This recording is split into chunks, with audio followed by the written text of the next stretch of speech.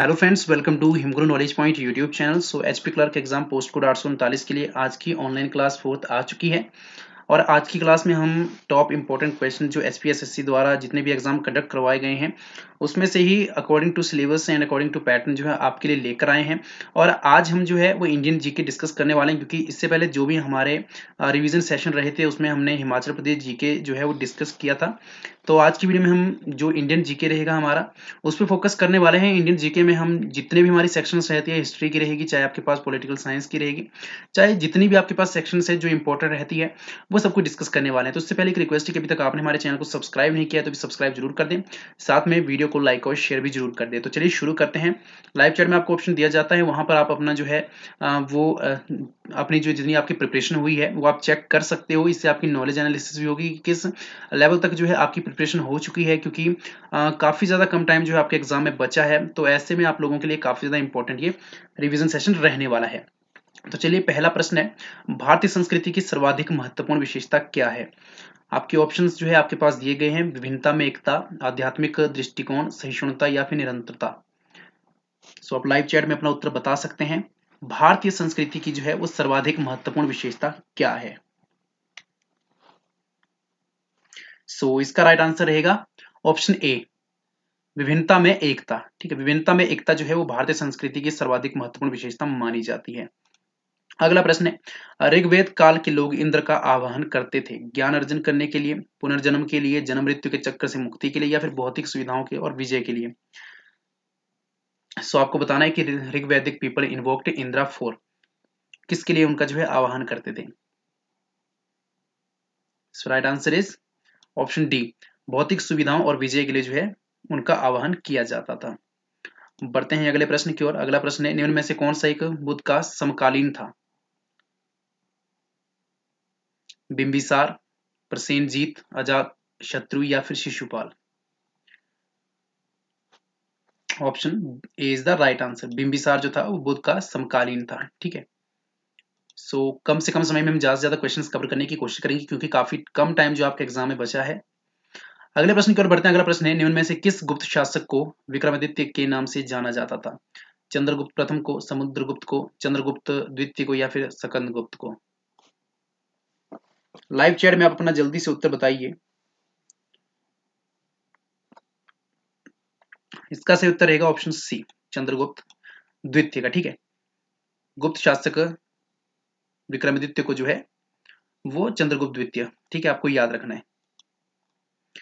अगला प्रश्न है, उदयगिरी है ओडिशा में, आंध्र प्रदेश में, पश्चिम बंगाल में या फिर बिहार में? उदयगिरी कहां पर है? Is the right answer, Odisha में जो है वो उदयगिरी है। आप जो नोट करते चलिए सेक्शन वाइज जो है किस सेक्शन में जो कितना जो है पूछा गया है, क्योंकि ये जितने भी हमारे पास पैटर्न और सिलेबस के अकॉर्डिंग हम आपके लिए लेकर आते हैं, काफी ज्यादा आपके लिए इंपॉर्टेंट रहता है। और इन्हीं टॉपिक्स में से आप कोशिश करिए कि ज्यादा से ज्यादा क्वेश्चन जो है जितना भी आपके पास टाइम बचा है तो एक बार आप जो है वो क्विक रिविजन जरूर करिए, इन्हीं सेक्शंस में थे। अगला प्रश्न है, हर्ष ने निम्न सभी लिखी हैं सिवाय रत्नावली के, नागानंद के, कादम्बरी के या फिर प्रियदर्शिका के। आपको बताना है कि हर्ष ने इनमें से एक जो है वो कौन सी पुस्तक जो है वो नहीं लिखी है। C is the right answer, Kadambari. ठीक है, कादम्बरी जो है वो हर्ष के द्वारा नहीं लिखी गई है। ठीक है, बाकी रत्नावली है, नागानंद है आपके पास या फिर प्रियदर्शिका है, ये तीनों जो है वो हर्ष के द्वारा लिखी गई है, परंतु जो कादम्बरी है वो हर्ष के द्वारा नहीं लिखी गई है। अगले प्रश्न की तरफ बढ़ते हैं। यहाँ पर आपके पास जो है आपको इजी लेवल से लेकर, ठीक है, आपके जितने एडवांस लेवल तक हैं वो सभी तरह के प्रश्न जो है यहाँ पे पूछे जाएंगे, तो आप जो है बने रहिए वीडियो के एंड तक। अगला प्रश्न है, कौन सा चोल शासक मदुराई कोंडा से भी जाना जाता था? आदित्य प्रथम या फिर प्रांतक प्रथम, विजयालय या प्रांतक द्वितीय? कौन सा चोल शासक जो था वो मदुराई कोंडा से भी जाना जाता था? Right answer is option B, Parantaka प्रथम। ठीक है, प्रांतक प्रथम जो था वो मदुराई कोंडा के नाम से भी जाना जाता था। ठीक है, चोल शासक जो था। अगला प्रश्न है, निम्न में से कौन सा शहर फिरोज तुगलक द्वारा स्थापित नहीं किया गया था? जौनपुर, हिसार, फतेहाबाद या फिरोजशाह? बता दीजिए जल्दी से कि कौन सा शहर जो फिरोज तुगलक द्वारा स्थापित नहीं किया गया था। Right answer is option D, Firozpur. अगले प्रश्न की ओर बढ़ते हैं। अगला है, भारत से गुलामों के निर्यात पर किसके द्वारा रोक लगाई गई? मोहम्मद तुगलक द्वारा, फिरोज तुगलक द्वारा, अलाउद्दीन खिलजी द्वारा या सिकंदर लोदी द्वारा? जल्दी से बता दीजिए कि जितने भी स्लेव्स थे इंडिया से जो एक्सपोर्ट होते थे, ठीक है, उस पर जो है वो बैन जो है किसके द्वारा लगाया गया था? इसका सही उत्तर रहेगा ऑप्शन बी, फिरोज तुगलक द्वारा। ठीक है, अगले प्रश्न की ओर बढ़ते हैं। अगला है, हमजा नामा किस ए पर एक कृति है? संगीत, चित्रकला, कानून या औषधि? सो आपको बताना है कि Hamzanama is the work on music, painting, law और medicine. So B is the right answer. जब भी हम हमजा नामा की बात करते हैं तो ये एक वर्क था जो कि पेंटिंग पे फोकस करता था। ठीक है, तो आपको याद होना चाहिए। बाकी जितने भी आपके पास हिस्ट्री में है, म्यूजिक, लॉ, मेडिसिन, जितने भी इस पे वर्क किए गए, ठीक है, वो भी आपको याद रखने हैं। उनमें भी आपको जो है वो क्विक रिवीजन एक बार कर लेनी है। अगला प्रश्न है, हिंदुओं पर लगाए किस कर का शिवाजी ने विरोध किया था? जजिया कर, चौथ, सरदेशमुखी या फिर खराज? सो राइट आंसर इसका रहेगा ऑप्शन ए, जजिया। ठीक है, जजिया का जो था वो शिवाजी ने काफी ज्यादा विरोध किया था। ये हिंदुओं पर लगाया गया एक कर था और इसका काफी ज्यादा विरोध किया गया था। अगला प्रश्न है, नादिर शाह ने किस मुगल सम्राट को बंदी बनाया था? मोहम्मद शाह, जहांदार शाह, बहादुर शाह या फिर Farrukhsiyar? So A is the right answer, Mohammad Shah. ठीक है, नादिर शाह ने जो था वो जो मुगल सम्राट मोहम्मद शाह थे उनको बंदी बनाया था। नेक्स्ट क्वेश्चन इज, गुरु गोविंद सिंह की मृत्यु के पश्चात सिखों का नेतृत्व किसने ग्रहण किया? दलजीत सिंह, अदीना बेग खान, रणजीत सिंह या बंदा बहादुर?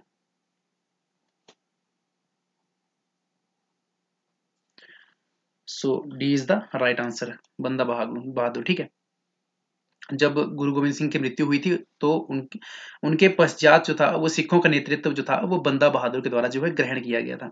तो ये भी आपको याद रखना है, ये भी काफी ज्यादा महत्वपूर्ण है। बाकी यहीं से एक आपका प्रश्न भी बनता है कि गुरु गोविंद सिंह जब हिमाचल प्रदेश आए थे तो किस स्थान पर नहीं गए थे? तो धर्मशाला में जो है ये नहीं गए थे।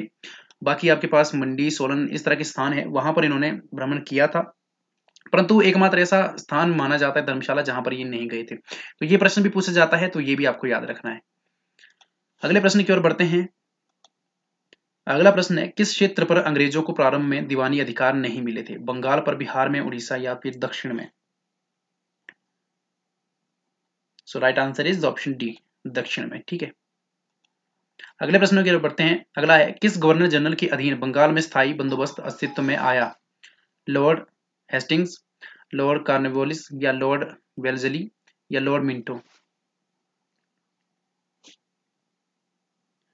सो right answer is Lord Cornwallis. ठीक है, लॉर्ड कॉर्नवालिस के जो है अधीन में बंगाल में जो है स्थायी बंदोबस्त अस्तित्व में आया था। ठीक है, अगले प्रश्न की ओर बढ़ते हैं। अगला प्रश्न है, देवबंद आंदोलन निम्न में से किस श्रेणी के अंतर्गत आता है? सुधारवादी, समाजवादी, मार्क्सवादी या फिर पुनर्जागरणवादी? देवबंद आंदोलन जो है निम्न में से किस श्रेणी के अंतर्गत आता है? बता दीजिए जल्दी से। लाइव चैट में आपको उत्तर दिया दे सकते हैं, आपको समय भी दिया जाता है। इसका सही उत्तर रहेगा ऑप्शन डी, पुनर्जागरणवादी। ठीक है, अगले प्रश्न की ओर बढ़ते हैं। अगला है, गांधी जी ने एशियाई पंजीकरण अधिनियम का विरोध किस वर्ष में किया था? 1904 में, 1905 में, 1906 या 1907 में?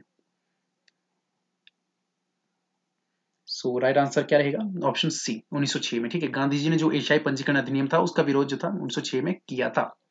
ठीक है, एआर एक्ट भी इसे कहा जाता है। ठीक है, एशियाटिक जो रजिस्ट्रेशन एक्ट है, तो 19, ठीक है, 06 में जो है इसका प्रोटेस्ट किया गया था गांधी जी द्वारा। अगले प्रश्न की ओर बढ़ते हैं। 1918 की अहमदाबाद श्रमिक हड़ताल की अगुवाई किसने की? गोपाल कृष्ण गोखले, बाल गंगाधर तिलक, वल्लभ भाई पटेल या फिर एम के गांधी? सो राइट आंसर क्या रहेगा? ऑप्शन सी, वल्लभ भाई पटेल ने जो था 1918 की अहमदाबाद श्रमिक हड़ताल की अगुवाई की थी। जो लेबर स्ट्राइक हुई थी अहमदाबाद में 1918 में, ठीक है, उसकी जो अगुवाई थी वो वल्लभ भाई पटेल द्वारा की गई थी। अगले प्रश्न की ओर बढ़ते हैं। 1939 में अखिल भारतीय राज्य जन सम्मेलन के अध्यक्ष कौन बने? महात्मा गांधी, सी राजगोपालाचारी, सुभाष चंद्र बोस या फिर जवाहरलाल नेहरू? जल्दी बता दीजिए कि 1939 में जो अखिल भारतीय राज्य जन सम्मेलन के अध्यक्ष कौन बने। सो राइट आंसर क्या रहेगा, ऑप्शन डी, जवाहरलाल नेहरू। ठीक है, अगले प्रश्न की ओर बढ़ते हैं। क्रिप्स मिशन के संबंध में यह कथन किसने कहा, यह एक पोस्ट डेटेड चेक है। सी राजगोपालाचारी, जवाहरलाल नेहरू, मोतीलाल नेहरू या फिर महात्मा गांधी। जो आपके पास क्रिप्स मिशन रहा था उसके संबंध में यह कथन किसने कहा था कि ये एक पोस्ट डेटेड चेक है। लाइव चैट में जल्दी से बताइए, क्योंकि यहाँ पे आपकी क्विक रिवीजन हो रही है और क्विक रिवीजन में काफी हेल्पफुल रहती है आपके एग्जाम के लिए। एग्जाम से जस्ट पहले जो है क्विक रिवीजन सबसे बेस्ट वे रहता है स्टडी का, आप जानते ही हैं। जितनी ज्यादा आपकी क्विक रिवीजन रहेगी उतना अच्छे से आप अपनी प्रिपरेशन को समझ पाएंगे। सो लाइव चैट में आप अपना उत्तर बताइए, इसका सही उत्तर क्या रहेगा, ऑप्शन डी, महात्मा गांधी। अगले प्रश्न की ओर बढ़ते हैं। अगला है, मुख्य रूप से बालू और बालू पत्थर से निर्मित चट्टानें क्या कहलाती है, सैंडस्टोन या फिर ब्रेशियास, ठीक है, एरिनेशियस या फिर कांग्लोमेरेटस। जल्दी से ये भी बता दीजिए आप। ये आपके पास जो है वो ज्योग्राफी से रिलेटेड प्रश्न है। ठीक है, अब हम जो है वो भूगोल में आ चुके हैं, तो हर एक सेक्शन वाइज जो हम डिस्कस करेंगे। तो मुख्य रूप से बालू और बालू पत्थर से निर्मित चट्टानें क्या कहलाती हैं, जल्दी से बताइए। राइट आंसर रहेगा ऑप्शन सी, ठीक है, एरिनेशियस। ठीक है, कई बार जो है आप सैंडस्टोन भी आप कह सकते हैं। ठीक है, जो आपके पास रॉक, ऐसी रॉक जिसमें जो है वो काफी ज्यादा मात्रा में जो है वो सैंड पाई जाती है और वो सैंडस्टोन कहलाती है। तो यहाँ पर आपको बता दिया गया है एरिनेशियस। ठीक है, अगले प्रश्न की ओर बढ़ते हैं। अगला है, माउंट फूजी किस प्रकार का ज्वालामुखी है, प्रसुप्त ज्वालामुखी, सक्रिय ज्वालामुखी, मृत ज्वालामुखी या फिर विलुप्त ज्वालामुखी। जितने भी सक्रिय ज्वालामुखी है, विलुप्त ज्वालामुखी है, मृत, प्रसुप्त, ठीक है, ये जितने भी प्रकार है ज्वालामुखी के और इसके अंतर्गत कौन कौन से ज्वालामुखी आते हैं ये आपको जो है एक बार रिवाइज कर लेना है। इसका सही उत्तर रहेगा ऑप्शन बी, सक्रिय। ठीक है, एक्टिव वोल्केनो है ये आपके पास जो है जो माउंट फूजी है। ठीक है, अगले प्रश्न की ओर बढ़ते हैं। अगला है, वातावरण में आयतन के अनुसार सर्वाधिक प्रधानता वाली निष्क्रिय गैस कौन सी है। ठीक है, जो मोस्ट प्रीडोमिनेंट आपके पास इनर्ट गैस है, ठीक है, बाय वॉल्यूम, तो वो कौन सी है वातावरण में, ऑर्गन है, नियोन है, क्रिप्टॉन, जिनोन। ये सभी जो है वो इनर्ट गैसेस हैं, ठीक है, जो रिएक्ट नहीं करती हैं। सो इसका राइट आंसर रहेगा ऑप्शन ए, ऑर्गन। ठीक है, इनर्ट गैस से ऐसी गैसेस होती हैं, नॉन रिएक्टिव गैसेस होती हैं ये वातावरण में, तो आपको याद रखना है। सो ऑर्गन एक सबसे सर्वाधिक प्रधानता वाली निष्क्रिय गैस है जो कि वातावरण में पाई जाती है बाय वॉल्यूम। ठीक है, बाय वॉल्यूम आपको याद रखना है, कई बार बाय मास आपसे पूछा जाता है, बट बाय वॉल्यूम आपको याद रखना है, वो ऑर्गन है। अगला प्रश्न है, वातावरणीय दाब के मापन के लिए प्रयुक्त उपकरण क्या है, एटमॉस्फेरिक प्रेशर के लिए थर्मामीटर है, बैरोमीटर है, स्पेक्ट्रोमीटर या पायरोमीटर है। So the instrument used to measure the atmospheric pressure is, जल्दी से बता दीजिए। ये भी जनरल साइंस के क्वेश्चन है, जीएस में आपके पास पूछे जाते हैं। ठीक है, जनरल साइंस के, या फिर आपके पास आप कह सकते हैं ये भूगोल के अंतर्गत भी कई बार आप पूछे जाते हैं, तो आपको पढ़ लेना है एक बार। इसका सही उत्तर रहेगा ऑप्शन बी, बैरोमीटर। ठीक है, वातावरणीय दाब के मापन के लिए जो प्रयुक्त उपकरण है वो बैरोमीटर है। अगले प्रश्न की ओर बढ़ते हैं। अगला प्रश्न है, समुद्र तट के साथ आमतौर पर किस प्रकार का कोहरा उत्पन्न होता है, which type of fog commonly occurs along the sea coast.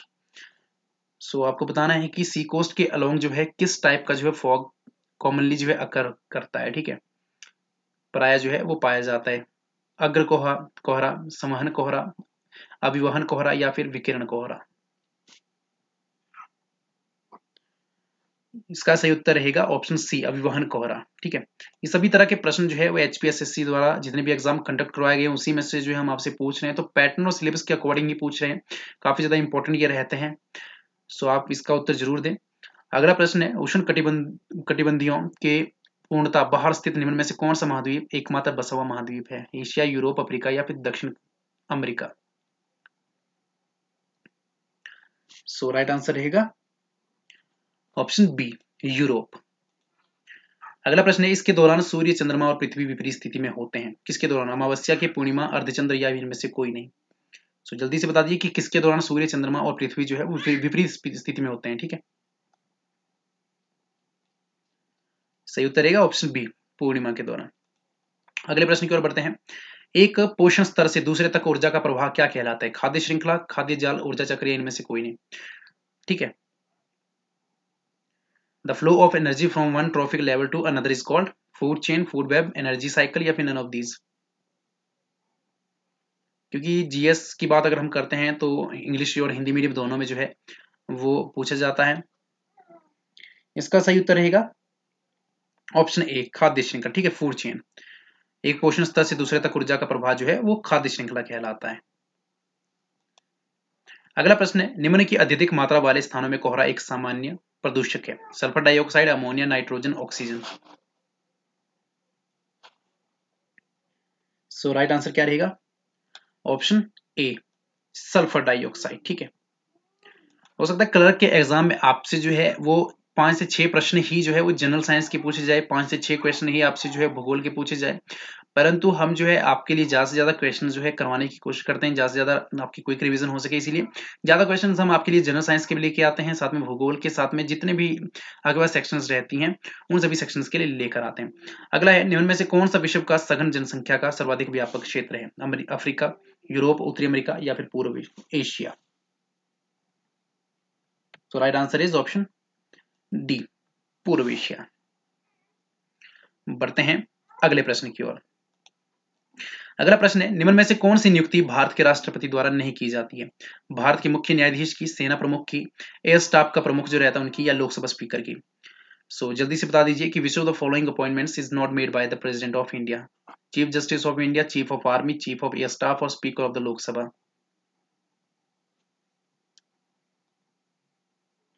So right answer is option D, speaker of the Lok Sabha, ठीक है। Speaker of the Lok Sabha appointments is not made by the president of India, आपको याद रखना है, ये काफी ज्यादा important ये भी आपके लिए रहता है। Next question, who is the highest civil servant of the union government? संघ सरकार का जो है उच्चतम सिविल सेवक कौन है? कैबिनेट सचिव है, अटॉर्नी जनरल है, गृह सचिव है, या प्रधानमंत्री का जो मुख्य सचिव रहता है? बता दीजिए कि संघ सरकार का जो है उच्चतम सिविल सेवक कौन होता है, जो यूनियन गवर्नमेंट आपकी रहती है, ठीक है, उसका हाईएस्ट जो सिविल सर्वेंट है वो कौन रहता है? ए इज द राइट आंसर, ठीक है, कैबिनेट सचिव, ठीक है, कैबिनेट सचिव जो है वो संघ सरकार का उच्चतम सिविल सेवक रहता है। बढ़ते हैं अगले प्रश्न की ओर। अगला है, आपातकाल की उद्घोषणा को संसद के समक्ष उसके अनुमोदन के लिए रखा जाना चाहिए 1 माह के भीतर, 2 माह के भीतर, 6 माह के भीतर या 1 वर्ष के भीतर? जो आपातकाल की उद्घोषणा होती है उसको संसद के समक्ष जो है अनुमोदन के लिए कब रखा जाना चाहिए?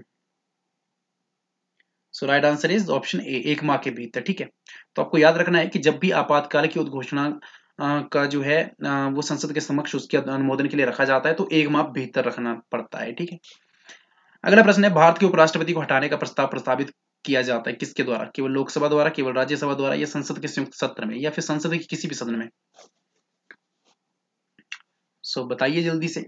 The resolution of for the removal of the vice president of India can be proposed in Lok Sabha only, Rajya Sabha, या फिर ज्वाइंट सेशन ऑफ पार्लियामेंट और any house of parliament? Right answer is option D, ठीक है, संसद के किसी भी सदन में जो है, एनी हाउस ऑफ पार्लियामेंट। बढ़ते अगले प्रश्न की ओर। अगला है, निम्न में से कौन सा राज्य लोकसभा का केवल एक सदस्य चुनता है? त्रिपुरा, सिक्किम, मणिपुर या फिर अरुणाचल प्रदेश? बता दीजिए, निम्न में से कौन सा राज्य जो है वो लोकसभा का केवल एक सदस्य चुनता है? Right answer is option B, Sikkim, ठीक है। सिक्किम जो है वो केवल एक सदस्य चुनता है, बाकी हिमाचल प्रदेश 4 सदस्य हैं। अभी हिमाचल प्रदेश के मंडी लोकसभा क्षेत्र से जो है, ठीक है, वहां से जो उपचुनाव हो रहा है जिसके लिए आचार संहिता जो है वो लग चुकी है, तो ये भी आपको याद रखना है। अगला प्रश्न है, विधेयक के निम्न में से किस वर्ग को केवल लोकसभा में ही प्रारंभ किया जा सकता है? साधारण विधेयक, निजी सदस्य विधेयक, धन विधेयक या फिर संविधान संशोधन विधेयक? विधेयक के निम्न में से किस वर्ग को केवल लोकसभा में ही प्रारंभ किया जा सकता है? तो बता दीजिए जल्दी से। राइट आंसर रहेगा ऑप्शन सी, धन विधेयक, ठीक है। जो मनी बिल रहता है उसको केवल जो है वो लोकसभा में ही प्रारंभ किया जाता है, ये विधेयक का जो है एक ऐसा वर्ग रहता है, ठीक है, कैटेगरी रहती है बिल्स की। अगला प्रश्न है, स्वतंत्र भारत में प्रथम महिला मुख्यमंत्री कौन थी? विजया लक्ष्मी पंडित, सरोजिनी नायडू, अमृत कौर या फिर Sucheta Kripalani? Who was the first women chief minister in independent India?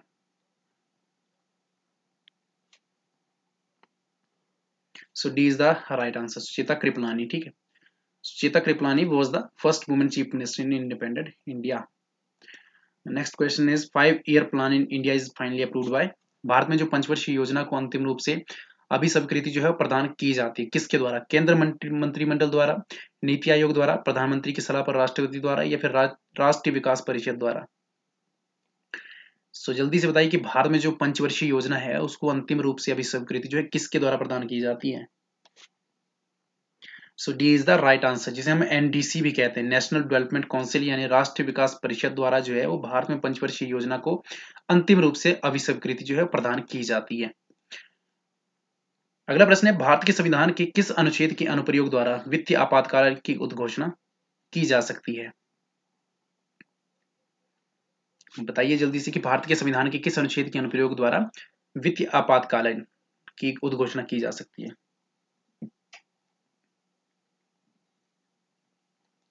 So C is the right answer.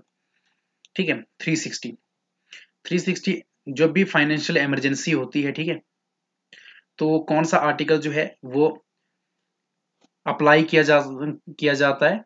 360। ठीक है, तो आपको याद रखना है। अगला प्रश्न है भारत के संविधान के किस संशोधन ने शिक्षा का अधिकार प्रदान करने वाला एक नया अनुच्छेद 21A संविधान में अंतः स्थापित किया? जो राइट टू एजुकेशन देता है, ठीक है, शिक्षा का अधिकार। जल्दी से बता दीजिए कि भारत के संविधान के किस संशोधन ने शिक्षा का अधिकार प्रदान करने वाला एक नया अनुच्छेद 21A, आर्टिकल 21A जिसे हम कहते हैं, संविधान में अंतः स्थापित किया? आर्टिकल 21A, एक मूवी भी इस पे बन चुकी है, तो जल्दी से बता दीजिए। इसका राइट आंसर रहेगा ऑप्शन ए। ठीक है, 86वां संशोधन किया गया था। ठीक है, 86 जो है अमेंडमेंट की गई थी कॉन्स्टिट्यूशन ऑफ इंडिया में। ठीक है, जब इंसर्ट किया गया था आर्टिकल 21 से। सो आज के हमारे ये थे प्रश्न और उम्मीद करता हूँ कि काफी ज्यादा इंपॉर्टेंट ये प्रश्न रहे होंगे आप लोगों के लिए। इसमें हमने जो है वो आपको जो है एक बेसिक सा आइडिया जरूर दे दिया कि किस पर्टिकुलर सेक्शन से जो है किस तरह के क्वेश्चन जो आपसे पूछे जाएंगे। और मैंने पहले कहा था कि जो आपके पास जो है वो इजी लेवल से एडवांस लेवल हर तरह के क्वेश्चन जो आपसे पूछे जाएंगे। तो पोस्ट कोड 839 में भी कुछ इसी तरह का होगा। बाकी कंप्यूटर सेक्शन के क्वेश्चन भी आपसे पूछे जाएंगे, क्योंकि ये क्लर्क का जो है आप जानते हैं कि जूनियर ऑफिस असिस्टेंट में जो है वो मर्ज भी किया गया था एक नोटिफिकेशन के तहत। तो देख सकते हैं कि कंप्यूटर के कितने एक जो है क्वेश्चन हम करवा पाते हैं आपको। बाकी आपको ज्यादा जो है वो सिलेबस के अकॉर्डिंग जो एचपीएससी द्वारा सिलेबस भेजा गया है उसके अकॉर्डिंग तो आपको जो है ज्यादा जीके के क्वेश्चन आएंगे, जनरल अवेयरनेस के ही आपको करने पड़ेंगे। बाकी दोस्तों मिलते हैं नेक्स्ट वीडियो में, और इस वीडियो को आपको कैसी लगी अपनी फीडबैक जरूर दें, आपका क्या स्कोर रहा कमेंट बॉक्स में जरूर बताएंगे। साथ में चैनल पर नए हैं तो सब्सक्राइब जरूर करके जाइए। धन्यवाद, जय हिंद, जय भारत।